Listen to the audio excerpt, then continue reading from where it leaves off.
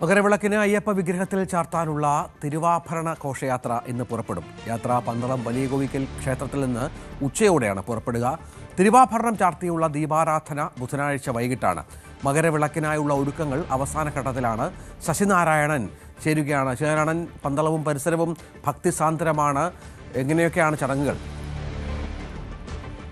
രഞ്ജിത്തെ, പുലർച്ചെ മുതൽ വലിയ തിരക്കാണ് പന്തളം ക്ഷേത്രത്തിൽ അനുഭവപ്പെടുന്നത്. കാരണം തിരുവാഭരണം ദർശിക്കാനും കണ്ടുവരുന്നതിനും വേണ്ടി നിരവധി ഭക്തരാണ് പന്തളത്ത് വലിയ ക്ഷേത്രത്തിൽ എത്തുന്നത്. രാവിലെ തന്നെ പന്തളം കൊട്ടാരത്തിൽ സൂക്ഷിച്ചിരുന്ന തിരുവാഭരണങ്ങൾ ദേവസ്വം ബോർഡിന്റെ ഭാരവാഹികൾ എത്തിയാണ് സ്വീകരിച്ച് വലിയ ക്ഷേത്രത്തിലെത്തിക്കും. വലിയ ക്ഷേത്രത്തിലെ ശ്രീകോവിലിന് മുന്നിൽ തുറന്നു വെച്ചിട്ടുണ്ട്. അവിടെയാണ് ഭക്തർ ദർശനം നടത്തുന്നത്. ഏതായാലും 12 മണി വരെ ഈ ദർശനം ഭക്തർക്ക് ലഭിക്കും. തുടർന്നാണ് തിരുവാഭരണ ഘോഷയാത്ര. തിരുവാഭരണങ്ങൾ പ്രത്യേകം പേടകത്തിലാക്കി അവിടെ നിന്നും ശബരിമലയ്ക്ക് തിരിക്കുക.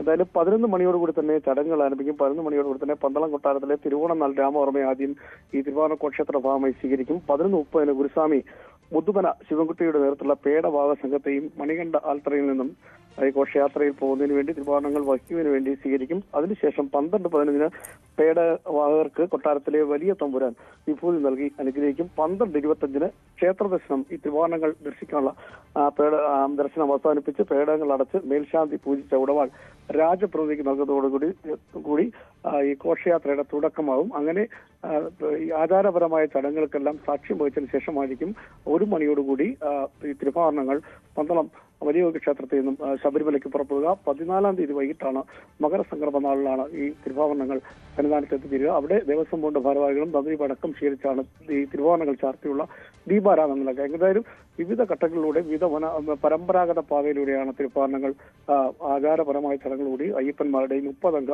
തിരുവാഭരണ പേടക സംഘത്തിന്റെ നേതൃത്വത്തിൽ വലിയ സുരക്ഷാ സംവിധാനങ്ങൾ കൂടിയാണ് ഈ തിരുവാഭരണങ്ങൾ വഹിച്ചുള്ള ഘോഷയാത്ര പോവുക. എന്തായാലും 1 മണിയോടുകൂടിയാണ് തിരുവാഭരണങ്ങൾ പന്തളത്തിൽ നിന്നും പുറപ്പെടുക. ഇപ്പോൾ ക്ഷേത്ര ദർശനത്തിൽ നിരവധി ഭക്തർ, അയ്യപ്പന്മാരും അതുപോലെ പ്രദേശവാസികൾ അടക്കമുള്ള ആളുകൾ പന്തളം വലിയ ക്ഷേത്രത്തിൽ ഒഴുകിയെത്തുന്നുണ്ട്. ആ ദർശനത്തിലൊക്കെ ശേഷം പുലർച്ചെ വന്ന ശേഷമാണ് ഈ 12 മണി മുതൽ ഈ ഘോഷയാത്രയ്ക്കുള്ള ചടങ്ങുകൾ ആരംഭിക്കാൻ. രഞ്ജിത്തെ, ശരി. ശശിനാരായണൻ വിവരങ്ങൾ പങ്കുവച്ചു.